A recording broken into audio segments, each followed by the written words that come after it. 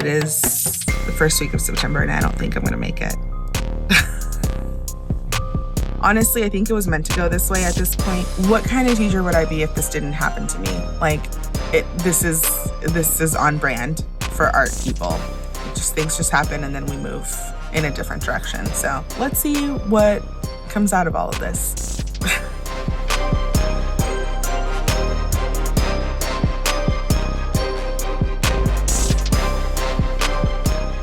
Last month on Art Show Secrets. We haven't even started school yet. We're kind of thinking ahead about art shows so I can really be on top of it. I am working on finding the furniture that I need for this show, doing all the paperwork, which includes like booking the date and the space. I do need to actually submit my date so that I know that it is approved by the district. The typical boards that we use to display are not available to us. We don't have display boards. We have a date secured. I don't have the date yet. I'm still working on it. So that's how that went down.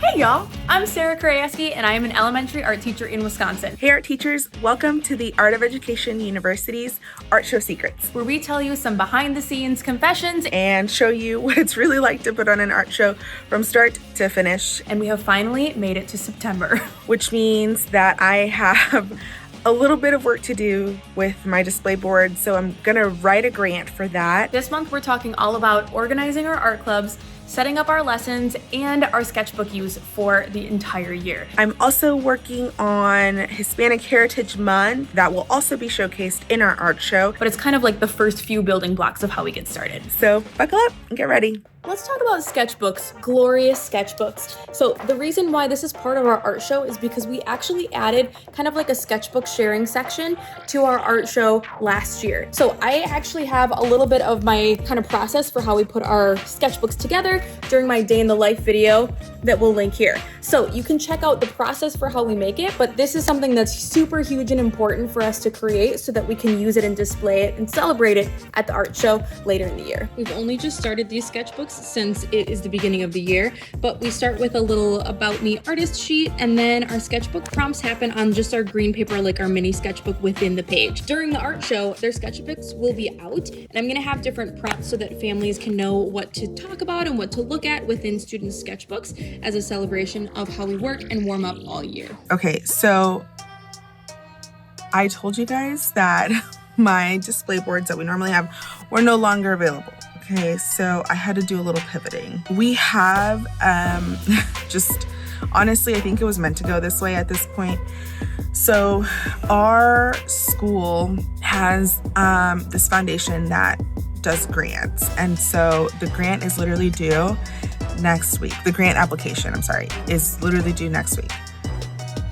So I'm gonna do that. We're not guaranteed these boards, but also if I do get this grant for the display boards, then they are ours, like they are for the school. And so I never have to do this again. Am I gonna make it? We don't know.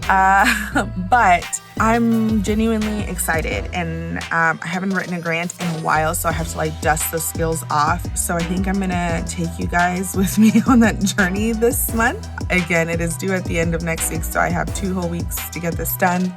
So the other thing I'm working on in September is basically just planning out our projects. Now, it is super subject to change, and knowing that we don't just plan the entire year around the lesson specifically, but around our standards and really the content that we do, especially cross-curricular at our school.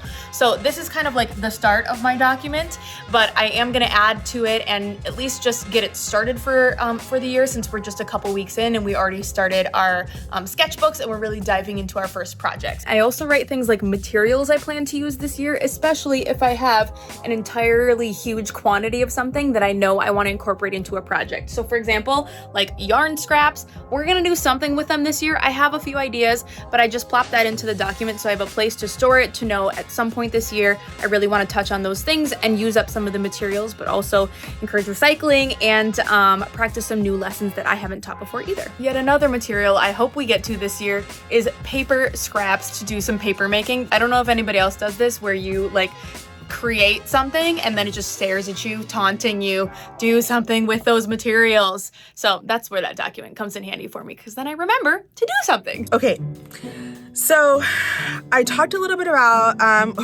first, we're in the thick of September in Texas, which is homecoming season. All of this is part of my homecoming garb. But in the midst of homecoming, we are still celebrating National Hispanic Heritage Month, Mes de la Herencia Hispana. And in my class, we do a project based on Loteria cards. In a basic, easy translation is Mexican Bingo or Hispanic Bingo, however you want to call it. But I've grown up playing this game. Jen Russell, fun fact moment. I collect different sets of Loteria games or Loteria cards, but I'm going to show you my favorite, and I'm going to tell you why this is my favorite. Okay, I have this set, and listen, okay, this is a board, like a physical board, not just like a paper card. But we also have a culture fest in the spring, and our Loteria cards are actually part of that showcase. So this is a project that I use for Hispanic Heritage Month, for our art show sneak peek, and they are in the art show. I showed my students a couple of examples and just kind of let them touch and explore what the cards look like. The end result was to put all of them together. So that was the end goal. But in order to get there, they would have to make their own individuals. This one is 9.5 by 12 or 9 by 12 sheet of paper. And I said, you need an image in the middle. You need the word to represent the image, and you can choose student Spanish or you cannot, that's up to you.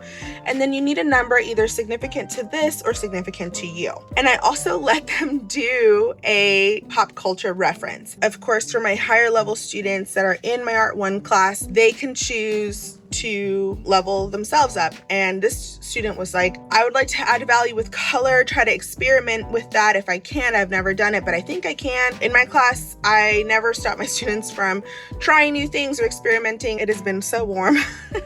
And I love this student, and they said, I'm just dreaming of winter. And then I'm gonna put this together next month to make our class cards out of it. A great place to start for drawing lessons and resources is Flex Curriculum. Flex is a standards-aligned curriculum that includes lesson plans, project photos, step-by-step instructions, student handouts like artist bio, and so much more. In this one, we start with What Will I Learn in Drawing Download, which includes basic vocabulary, graphite pencil numbers, which they always seem to forget, at least my students do. And it was just really nice for them to have as they're working. If you're not a Flex member, please make sure that check the link below in the description so you can head on over to our website and get more information on how you can get Flex for your district. I'm kind of like a combo of these two right now. So green, right? Happy, feeling good start to the year, but also like a little meh because the last few days have been kind of challenging.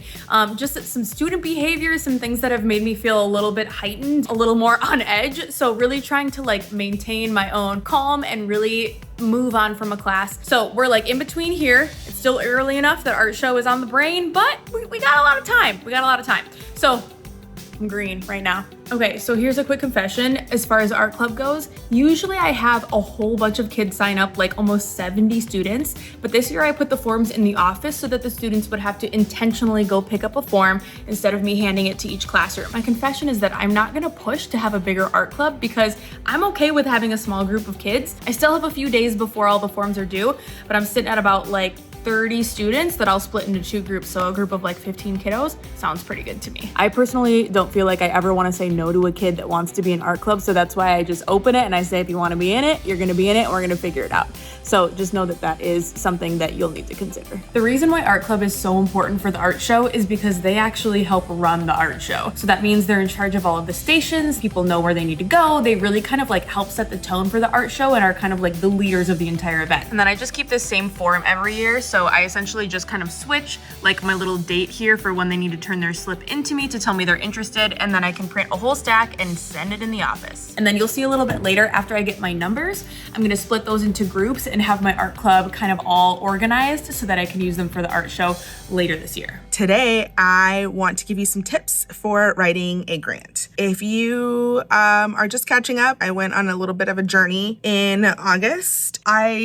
A couple of days ago had a little snafu. The typical boards that we use to display are not available to us. I'm just hoping for the best at this point. So now I have to pivot a little bit, find a new space, figure out how I'm gonna do that. So I'm getting to it. But I'm gonna give you some tips on how you can be successful in writing a grant. Okay, so first things first, you have to be organized. Literally, I had like a week and a half when I figured out that there were no boards to turn around and try to get this grant written. I did get everything organized. So I have POs, I have list of options, I have where to get them from, vendor names, addresses, bid numbers. Our purchasing system is really intense, so I just try to get as much of the paperwork done and ready to go as possible. The second thing, which honestly maybe should be the first, you should look at the application and figure out what they're asking for. So I had to figure out how I was gonna get my point across in a very, very limited space. So I just decided to go with the purpose,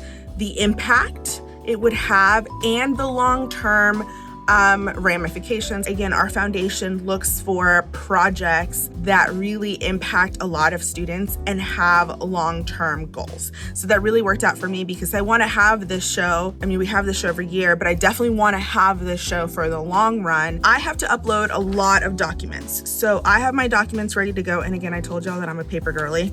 So I have 1 copy, 2 copies. Hold on, I'm still flipping through paper.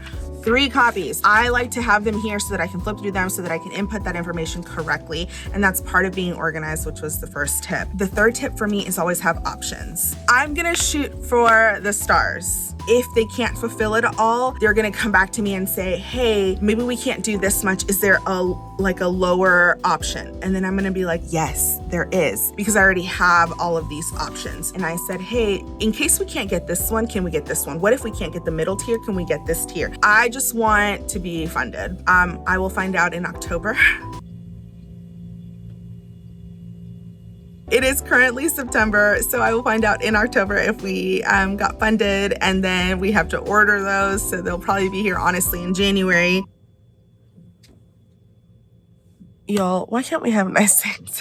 I'm in for the long haul with this project, but I'm gonna take you guys along on the ride. So I gotta remind y'all, if you are enjoying some of the tips and tricks and the behind the scenes of how we actually make our art show work, you will wanna check out Pro Learning Packs because they give you a deeper dive into some of the information. I do have a Pro Learning Pack that I created about running your elementary art club. So if you're looking a little bit more into how an art club can help you with your art show, there's gonna be a lot of information in there too. So one of the resources is 9 different ways to make art club t-shirts. Now you'll see these t-shirts come back at the art show later this year because we start by making those t-shirts and creating unity and getting our clubs excited, and then they wear those at the art show. So here's just one of many resources in that Pro Learning Pack. And if you're not a member of Pro, that's okay, it's cool beans. You can head over to our website and see how you can have your district hopefully pay for that, and we'll link some information below in case that's something that interests you. Again, PD made by art teachers for art teachers, pretty sweet. We'd love to hear about what you do to prepare for your art show. Do you use an art club? And if so, how do you utilize those students to make sure that they can be helpful for your art show to be successful? Can't wait to hear about our art show secrets for October. Make sure that you like and subscribe so that you can follow along and that you can get some tips to how to put on the best art show in the spring.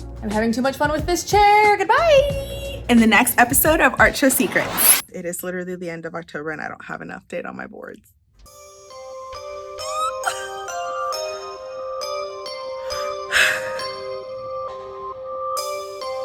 Okay, that's all I got for you. That's it.